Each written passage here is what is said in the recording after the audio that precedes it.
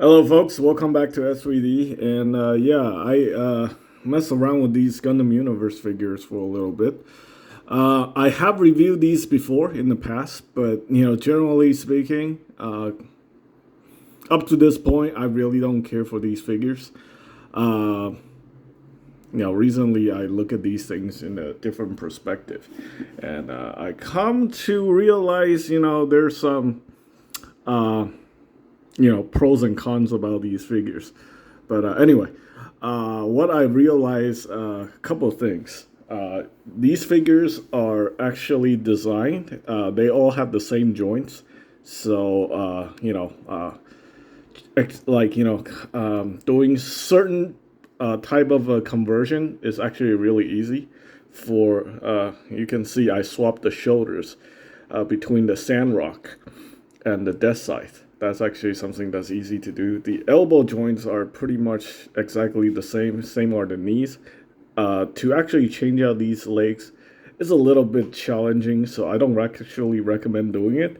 You can actually swap out the leg via the ball joint if you want to, but you kind of have the risk of kind of messing up the joint. The ball joints can become very loose if you swap them.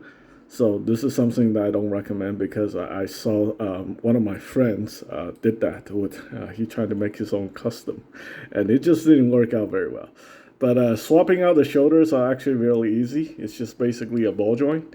I do stress that you be very careful when you're doing this. You don't want you don't want to be touching the V-fin at all, because if you apply any sort of force touching these V-fin, they will break. They are ABS plastic. So anyway, so yeah, you can see ball joint right there, right here, with this hinge, like that. So you can swap out the shoulder very easily. And we're gonna do some more experimentation here. So probably I should have just taken this thing completely apart. So the backpack, unfortunately, is very different between these mobile suits, even the wingsuits.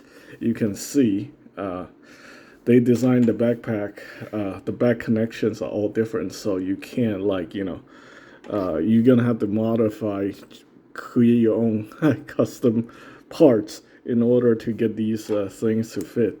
I mean, with the Death Scythe, this is not gonna work. This is like, yeah, this is just not gonna happen.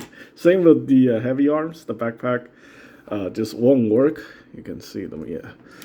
Get this thing. The heavy arm is, yeah, you can see the whole backpack came off like that. I think this is like designed specifically, so make it a little bit more difficult for people to be mixing parts and stuff like that. But the arms can be easily swapped out, so I'm gonna try something right here and see if it works. Because this would save me a lot of time instead of 3D printing parts and stuff like that. To make something that can be 3D printed, I had to design it from scratch, because I don't think anybody actually produced parts for Gundam Universe figures. So anyway, I looked. So yeah, don't really see. I have a friend who wanted to design open hands for Gundam Universe figures, as well as gripping hands, and they also wanted to make a Sandrock conversion kit to convert the Sandrock into the SR2, which is the space type. So it's got different backpacks, there's some different thrusters on the back skirts and stuff like that, and also got a machine gun. So yeah, I wish them good luck with that. All right. Anyway, so with this Death Scythe, we're gonna try. We're gonna try some quick conversion here. His V-fins really scares me. Like, I feel like I'm gonna pop this like that, and then I'm gonna like knock on the V-fin, and it's gonna break. So, same thing here when I'm trying to get these arms off. Also scares me a lot. The heavy arms is the most scary one out of all of them, because he's got multiple antennas on his head. So yeah, I don't know how I'm gonna do this, basically the idea here is to pop this piece off. Hopefully I can do it without damaging the figure. Actually, the easiest thing to do would be pop this off via the ball joint. But that will actually, again, it's going to run into that same issue where you're just going to have a very loose ball joint once you pop it off. So, a little bit problematic. This section right here is plasticized PVC. It's like an ABS piece that goes into a plasticized PVC. And maybe heating it up would make a difference. Alright, so the idea here is I want to pop this joint off so I can swap it with the heavy arms. Or maybe I can pop the forearm off. I don't know. This is not a good idea. I feel like something's going to break. So probably shouldn't do it. Yeah. Because that's an ABS joint. If I mess around with it too much, it could potentially just break. I think my original idea was the best with this one. Because originally I was just thinking about just making parts. Yeah, this is a little bit more complex. You know, I thought it was going to be easy. Like with the heavy arms, one of the arm wasn't, assembled correctly, so it was already coming off the, it already came off. So, yeah, this is not going to be easy. Let me see if the head comes off. If the head comes off, then maybe we can do something else. Again, I'm always very sketchy about this because, you can easily damage a V-fin like that. The head comes off, the head actually comes off very easily. So we can do something like this. We can do head swaps. Yeah, let's see what I want to do. That actually don't look too bad. Deathgatling with the death size head. You know what? Maybe I'll go with this option. Basically, we'll just get another heavy arms and then just paint it black and then do the head swap. Head swap and shoulder swap. So let's go ahead and try this out. I think this can work. So again, I'm gonna pop the head off because I don't want to have any accidents involving the V-fin. With the Gunpla, I've been breaking V-fins on Gunpla for years, and it drives me crazy. Yeah, this is why I'm into Xeon mobile suits. The Zaku's don't have their freaking V-fins like the fucking Gundams. But they do have commander antennas that can also break, so sometimes that can get very irritating. Okay, well, so that's not bad. Let's go ahead and pop this head off too, just in case.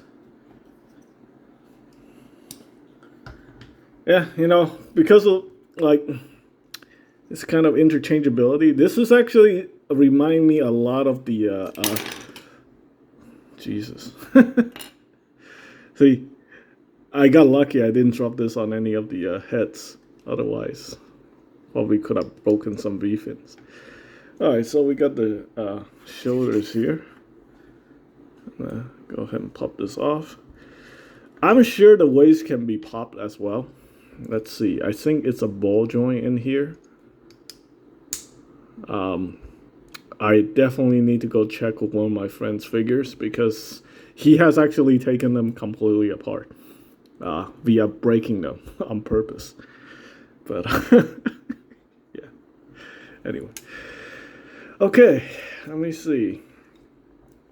I'm gonna flip this way. Wait, hold on. How does this work? Okay, so flip this way. Put the shield back on.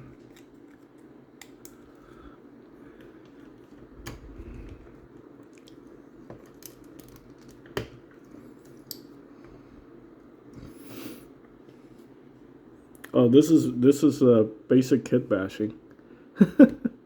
So there we go.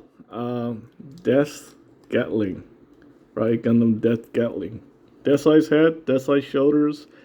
Probably painted black and it's probably work. will be like kind of like Troa and Maxwell, dual Maxwell, switching mobile suits. So the death size become the heavy arms, and the heavy arms become the death size. Something like that. I think it can work. Yeah, let's see how the heavy arms head look like on the death size. Ooh, it is actually a little loose. I think that ball joint on the death size body, which is a little bit looser. Yeah, then I'm gonna put this on here like that. Yeah, I think it can work. I think this is becoming kind of promising. I'm gonna put everything back, and I'm gonna decide what I want to do with these. What kind of custom I want to make. I'm gonna use this as a thumbnail right here. All right, that's pretty much it. Thanks for watching, guys.